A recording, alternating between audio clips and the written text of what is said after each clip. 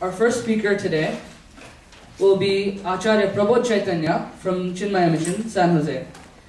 He will be speaking on developing mental immunity through yoga by utilizing the 4 streams of yoga and describing its relevance to today's society. So please help me welcome Acharya Prabodh Chaitanya.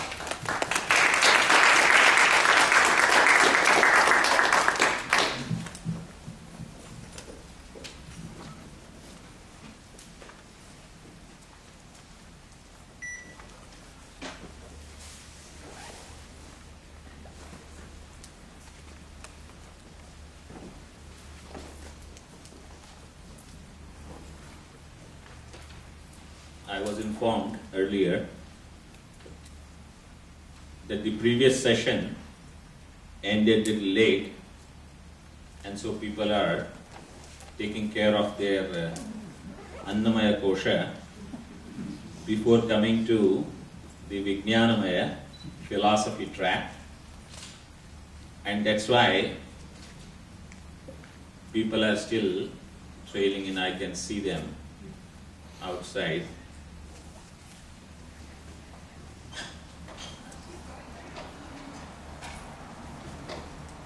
We'll take a couple of minutes to get started.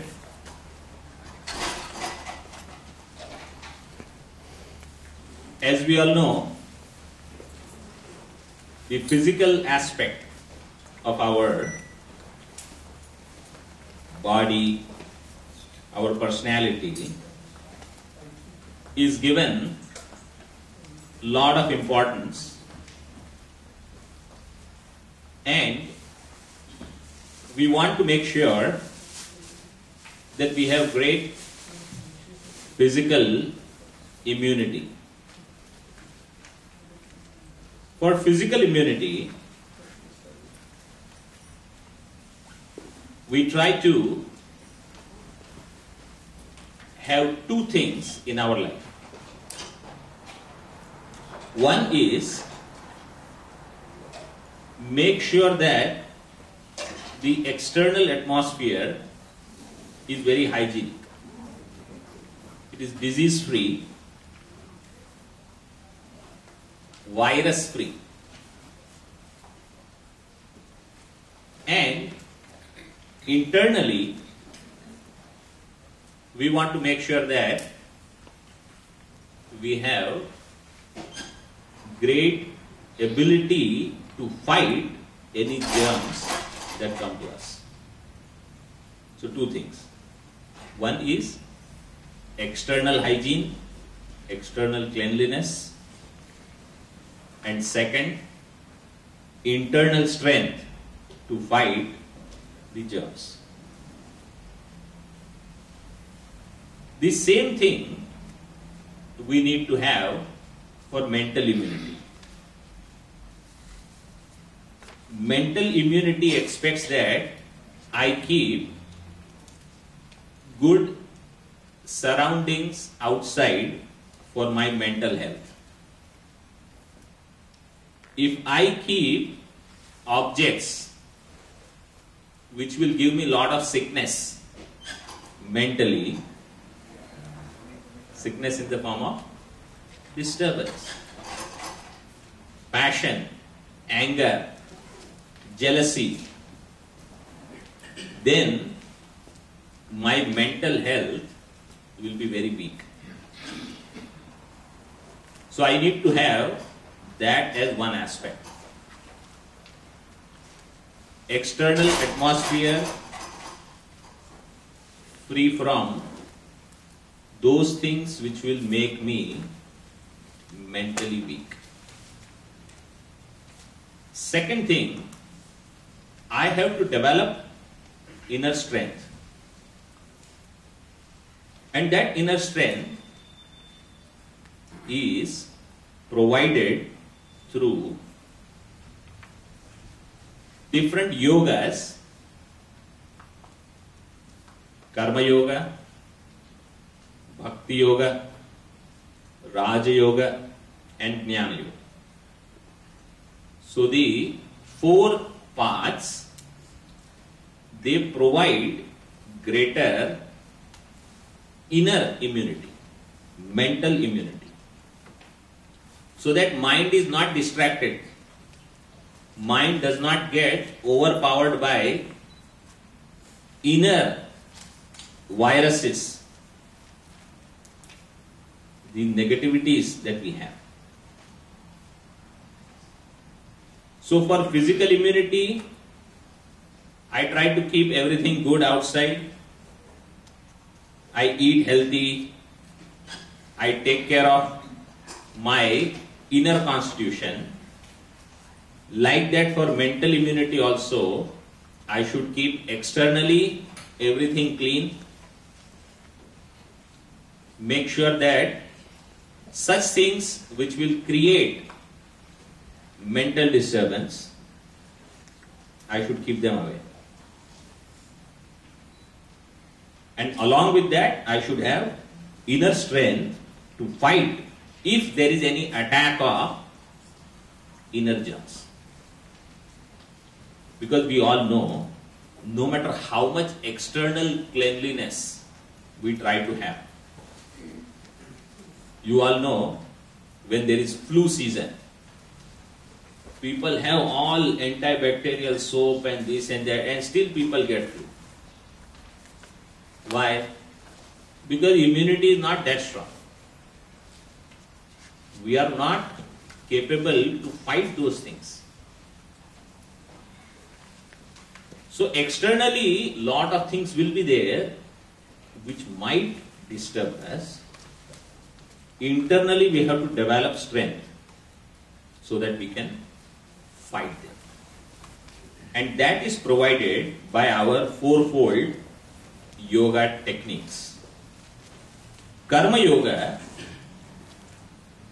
prepares me, an individual, in such a way so that my joys and sorrows do not toss me up and down. Means little joy does not elate me. I do not get super excited. And if little sad news comes, I don't get depressed. Bhakti Yoga creates one very beautiful thing in my life. And that is, for my emotional support,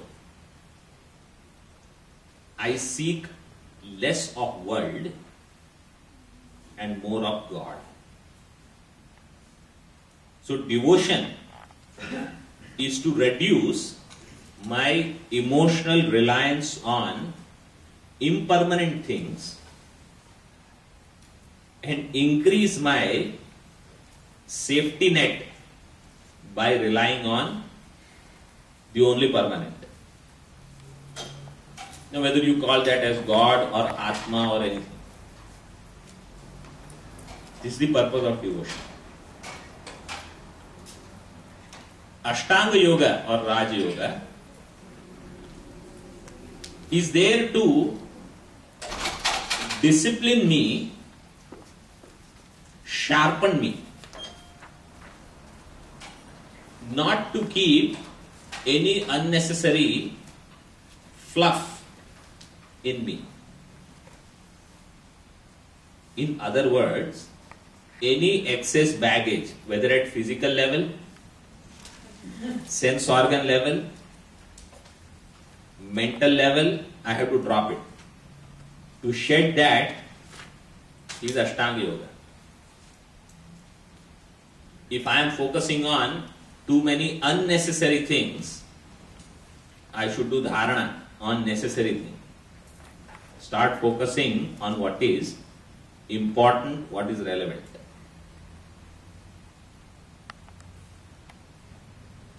And then comes Jnana Yoga.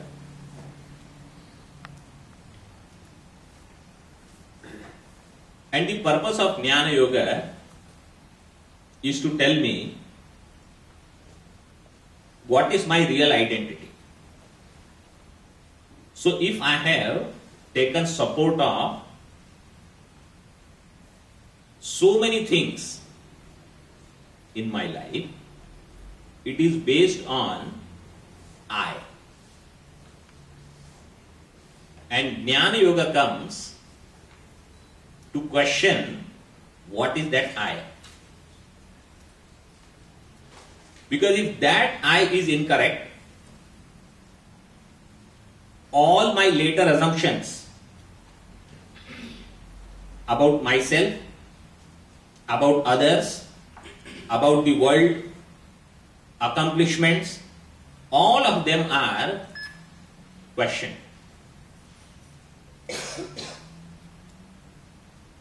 And therefore, Jnana Yoga is there to uproot the false I and give me the real I. That is why attainment of that is called realization. Knowing real I. Right now, we live in the world of falsization. False I. Where I have incorrect identity of myself. So the fourfold path, what it does is, it prepares me mentally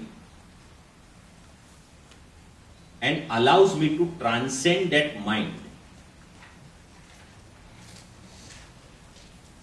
And only prepared mind will allow me to transcend. Like, good food can be digested well. Uncooked food or food which has staleness will become difficult for proper digestion. Like that, prepared mind will allow me to transcend. And that mind is otherwise known as trouble-free mind. Relaxed mind. What is the sign of relaxed mind? Mind which does not bother me. Like, when you are sitting, if your teeth do not give you pain, then you don't know whether you have them or not. But if they give you pain, then they constantly remind, give attention to me, I am here, listen to me. Like that, relaxed mind is the one which does not bother me at all. I am always free. I can put that mind aside from any topic and it will not bother me. This is the way in which we can use these four paths. So, just to give you a quick summary of what I said so far. Physical immunity is necessary for good health. For that, what I do is externally keep everything hygienic, and internally at body level I keep myself clean. Inside I put all nice, nourishing vitamins, everything. In the same way, mental immunity requires such objects around which will not pollute my mind, disturb my mind. And if at all mind gets disturbed, how to regain that strength, how to quickly bounce back, it depends on my mental immunity. For that, we have these four yogas. Through Karma Yoga, we attain purity by which mind is less disturbed, less elated or depressed, less attached, if you want to use another word. Through Bhakti Yoga, through devotion, I reduce my emotional dependence on the world and derive that emotional dependence from God. Ashtanga Yoga, sharpens my faculties, physical body, mind, senses, so that I am available for spiritual disciplines. I do not focus on things which are irrelevant in my life for my main pursuit. And Jnana Yoga allows me to transcend that mind. So prepared mind can be transcended. And this way I will have great immunity at mental level also. So what is my vitamin? For physical health, just as we take vitamins, for mental health, we should take these 4 yogas. Do Karma Yoga, take Karma Yoga pill, Bhakti Yoga pill, Raj Yoga pill, and Jnana Yoga pill. And you are free. Okay?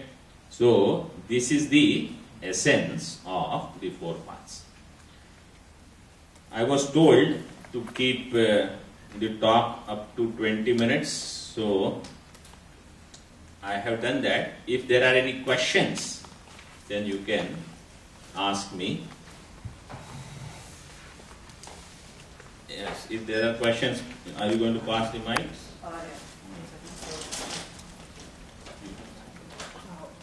Okay, you can just ask. So, one second. So, if you have any questions, so please limit the questions to a few sentences. We don't have too much time for this. And any unanswered questions, we will pass some index cards around, and you can the answers will be posted online. So, go ahead. Yeah, Swamiji.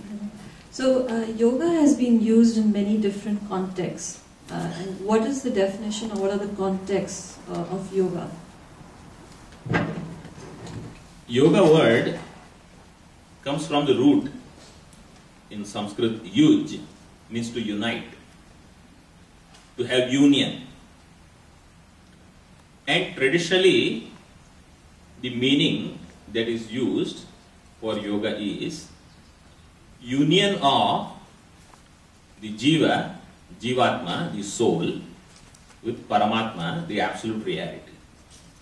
In other words, discovering my true identity as that absolute self would be the meaning of yoga. But that is used in the meaning of goal.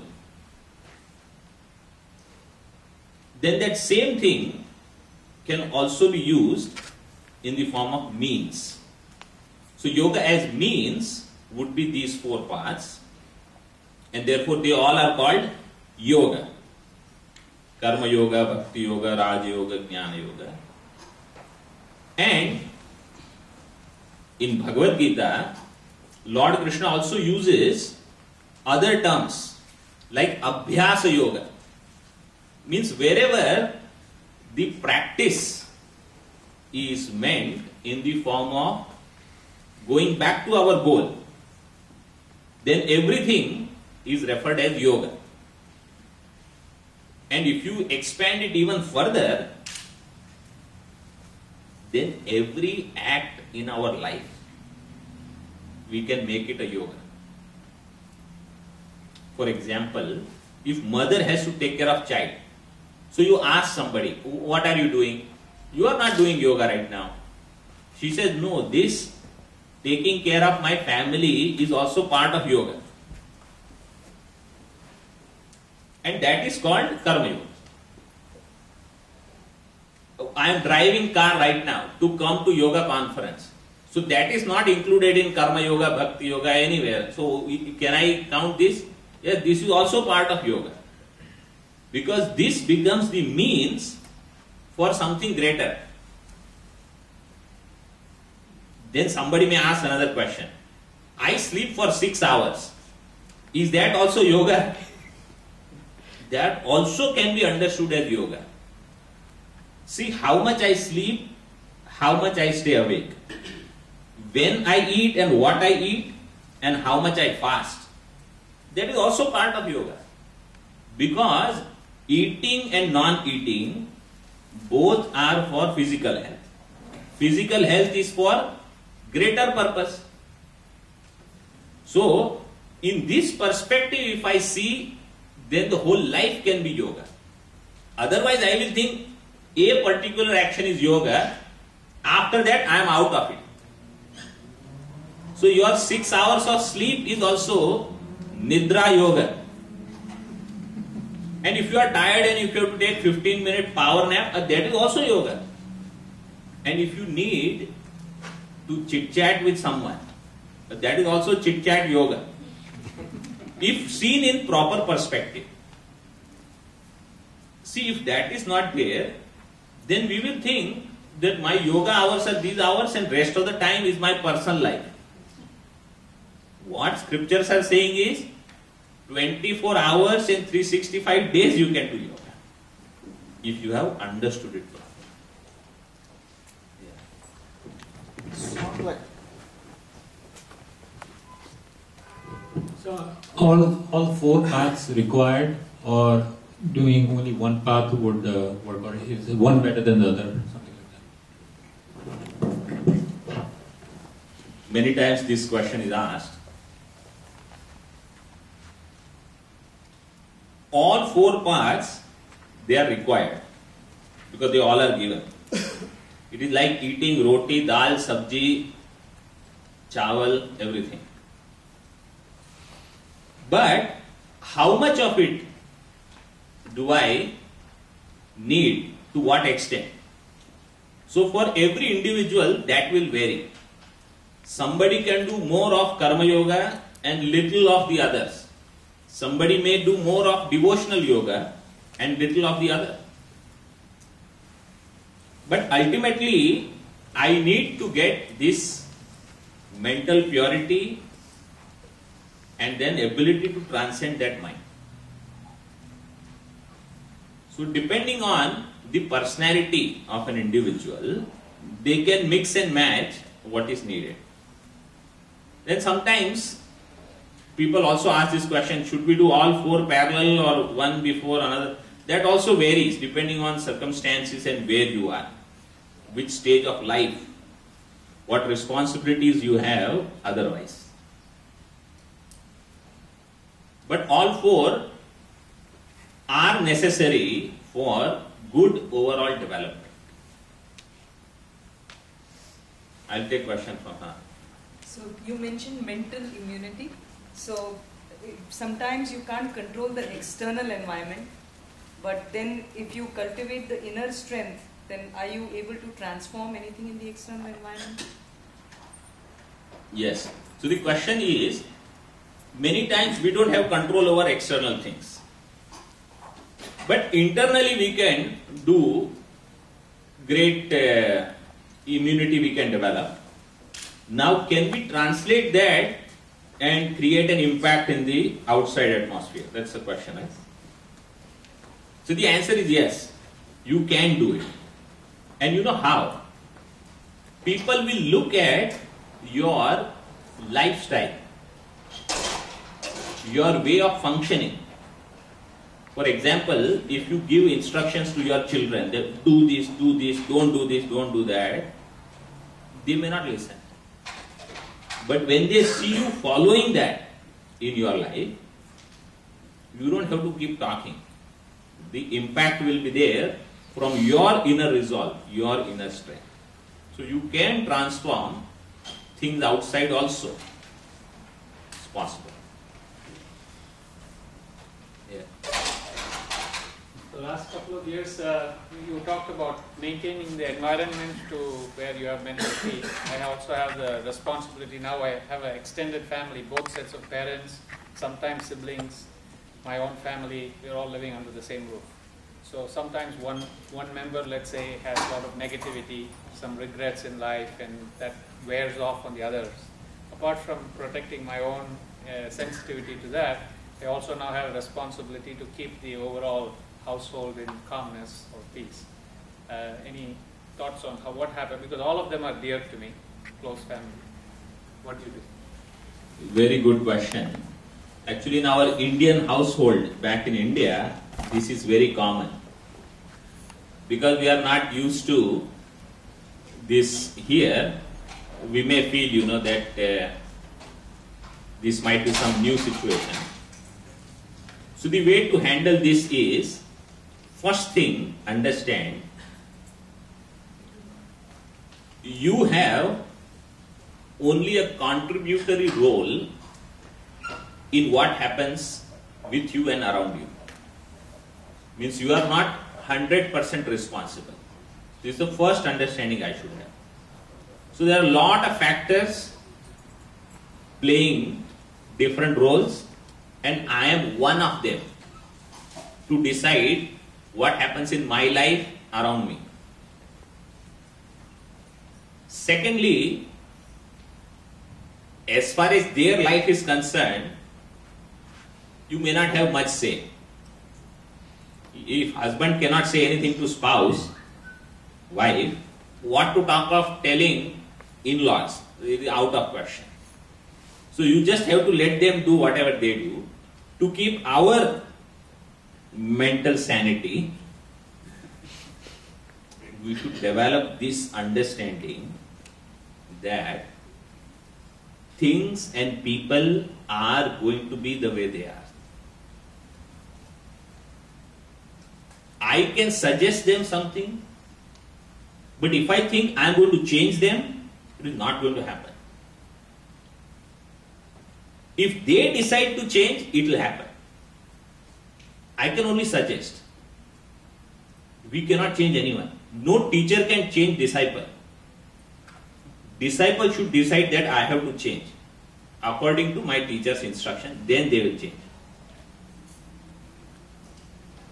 So what to talk of doing anything in their life? So basically, once this understanding comes that they all are going to be the way they are, I have to give my input, and wherever I need to develop more immunity so that I don't get affected and get carried away. Because otherwise every time you will think somebody is right, somebody is wrong. And the moment you start taking sides, it will be disturbing. Last question I will take one. Yes. Just one continuation to that. So when those situations come up, our mind gets stressed out. So what is it that we can do for that stressful mind for us, not to change them, but to change us so that our immunity grows up? So to change us, we have to again understand, as I said, that I have only one role to play in this whole thing, right? If I cannot change people, I can pray for them. This is via media. So if I cannot do anything, I can say, God, you take care of some of these situations. Try not to bring any conflict. And you also see that such situations don't come wisely. Second thing is, for our own mental immunity, why do I get disturbed in certain situations when I feel that I am attached to so and so? To give you an example, let's say I have soft corner for you. Then if somebody says something to you, I get disturbed. So what I should do is tell myself, she will be taken care of by God. I don't have to go and keep supporting this individual. For me, a role is given, and wherever something is right or wrong, I should go and put my nose there, input.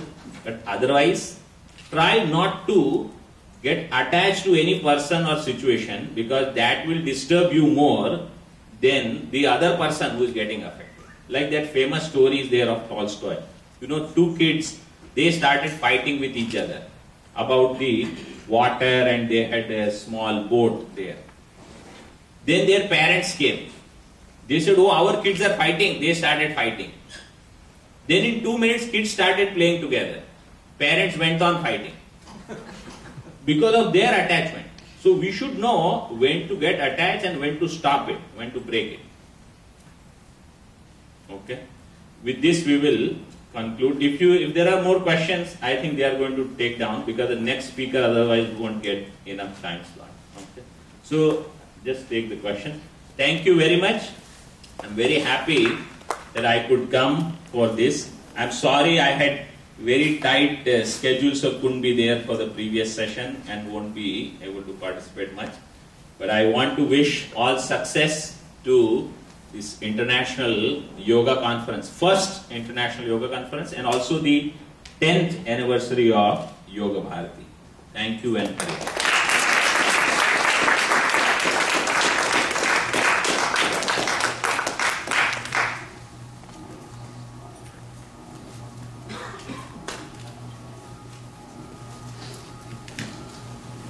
Thank you so much, Prabodh ji, for that wonderful presentation.